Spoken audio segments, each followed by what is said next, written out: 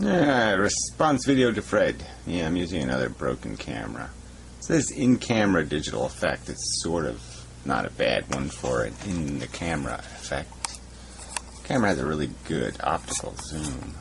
It's like a shitty camera. Samsung, I mean, they're kind of good cameras usually, but this one's kind of a clunker. But it does optically zoom pretty good, but then loses the focus, you see. Let's see how it goes. Alright, it goes pretty far, but I gotta figure out how to keep it focused. That's about 3 feet. Yeah, well, you gotta go all the way back, get the focus. And then try again. Yeah, still loses it. I have to put on autofocus, maybe. Maybe there's an autofocus. I think so. Anyway, alright, I'll quit playing with the camera.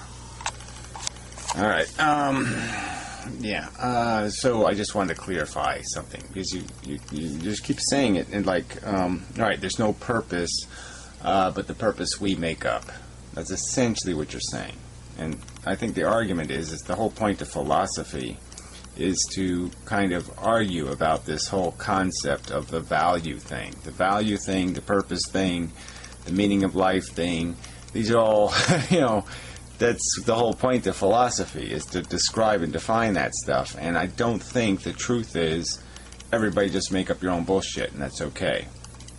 I think there's a truth to the context of our existence, and I think the truth is tied really closely to this whole chemistry, physics, evolution, biological process, and that's all tied to this idea of just a piece of chemistry that acquired the ability to reproduce, and the rest of it is just acquiring tools that make you more reproductive. And that's where we got everything that we got, is because we acquired tools that made us more competitive in a stupid competition. And it's a stupid competition that conforming machines, consuming machines, to a diagram defined by a description of survival of the fittest that has absolutely no ethics in it whatsoever. I mean, theoretically, the Nazis could have won World War II. That's just the truth. And evolution would have been just happy, fine, glad to have it happen that way, so to speak. Although evolution doesn't get glad about anything. But the point is, it has no structure, no elegant structure, no refined, no intelligent structure. That's what built us. Something that has no intelligent design capability. And this is a significant philosophical fact. It's a significant one. It's big, it's huge, it's gigantic. And it implicates the value of the game. And I think part of philosophy is just acknowledging some simple truths, which are, maybe they're not written on a rock somewhere, but we can discover them. And one of the truths is that sentience creates this thing of value. We agree on that. The only value in the universe is the welfare of a sentient creature. What is not of value intrinsically is the opinion of a sentient creature.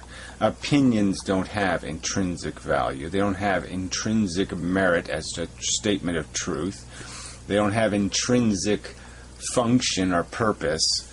That gets defined by a word like efficiency or productivity. So once you've established what the value is, which is the welfare of a sentient being, what it feels, what it endures, what it experiences, you can make logical conclusions.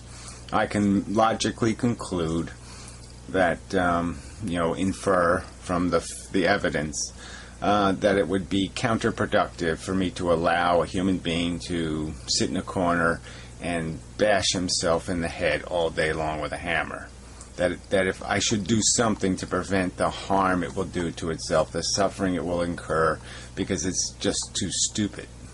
And we can also understand too stupid in the world, where people are essentially consuming more than they could possibly produce in terms of their satisfaction could no way justify the harm they impose on other sentient creatures. So we're both vegetarians for reasons, I would think, that are for that reason. Is because we can't see the value equation working out if we're causing that much harm to gain our gratification, satisfaction, survival, and whatnot.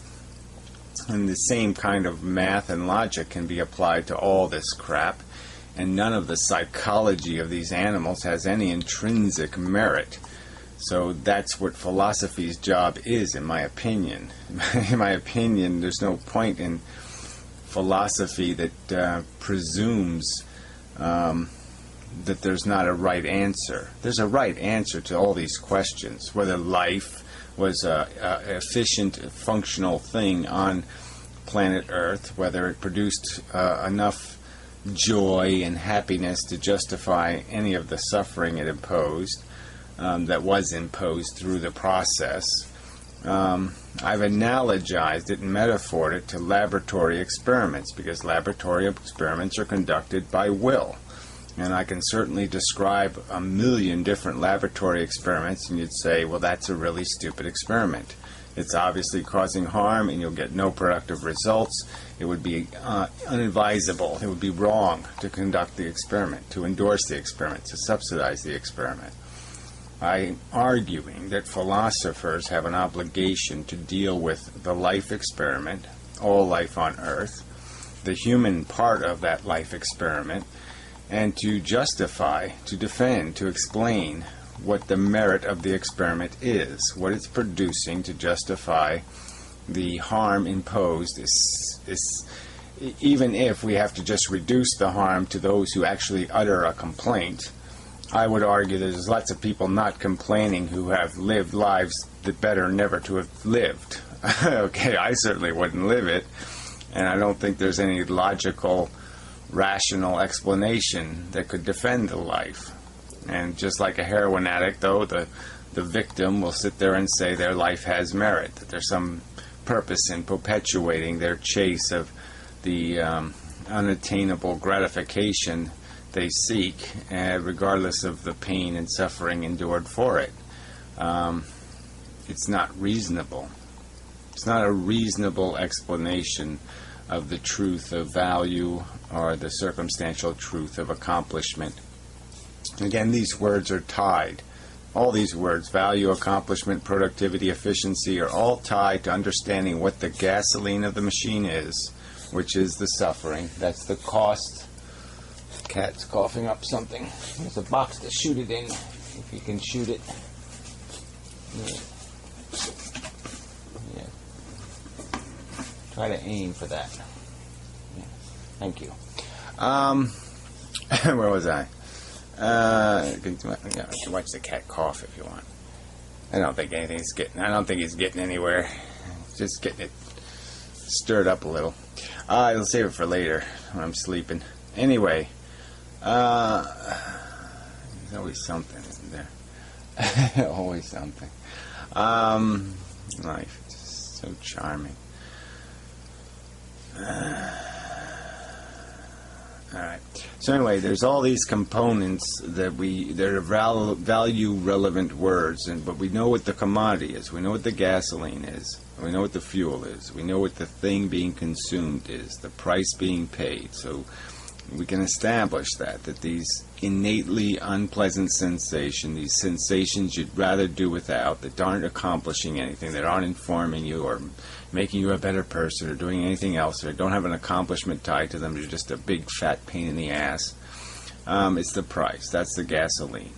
And the productive accomplishment, the value being created, is usually something, I can only describe things that are usually the consequence of the gratification of a desire, a need innate in us, not something intrinsically valuable about the thing, like penicillin is intrinsically valuable. It just sits there and it says, I'm penicillin, I make things feel better.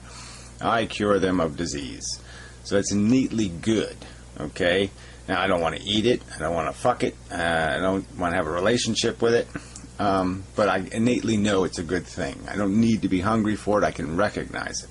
But all the other crap, the only reason why I think it's a good thing is because I got a notion in my head that says I want it, I want to touch it, I want to eat it, I want to mess with it, I want to, in some way, I need it. And it's my need that creates a perception of value. There's no value in the thing itself, there's just value in my desire. And so then we can have this argument about what life is. We can use analogies and metaphors. You even mentioned roller coaster. I would argue, my new argument is almost an upside down roller coaster. Roller coasters start at the top, and then they use the gravity to just go down the hill, basically. You know, each time you go up less high, you go less high, less high, less high. Well, less high, less high, less high, less high. Okay, so it's from top to bottom. But that's not how we start life. We start life at the bottom, you know, and the peak is a different kind of, it's a different kind of mechanism. So I would analogize it to getting out of a dungeon, trying to get out of the encumbrance, the need, the want, the desire, the deprivation, the longing, all that crap. And the only way out is up. We don't think about out as being destroy the want. We think satisfy the want, because that's what we're built to do by biology. And so we can understand that we're being, the scales of justice are being perverted by our corruption, the corruption of our desire, and our dislike of words like failure and unwillingness to fail. Accept failure. So there was one more last thing I wanted to poke at you with, something to do with the metaphor thing. Yeah, okay, it's something to do with like a life. Life isn't like something else. Life is something else.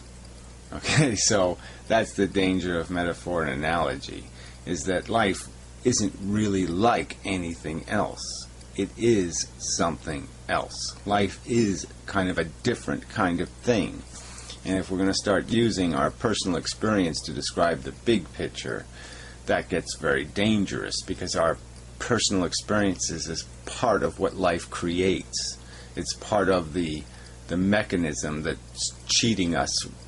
It's cheating our values. It's cheating our perception right now. So that's sort of why we have to break free of analogy and metaphor sometimes and try to get a little bit explicit about what exactly is the game. And is it a zero-sum game? And is the perception of accomplishment only a relative perception? Because you're starting at a negative number, you think, you know, it's positive because you're going that way, and it's not more negative, but it's not really positive. So anyway, some alarm for some reason.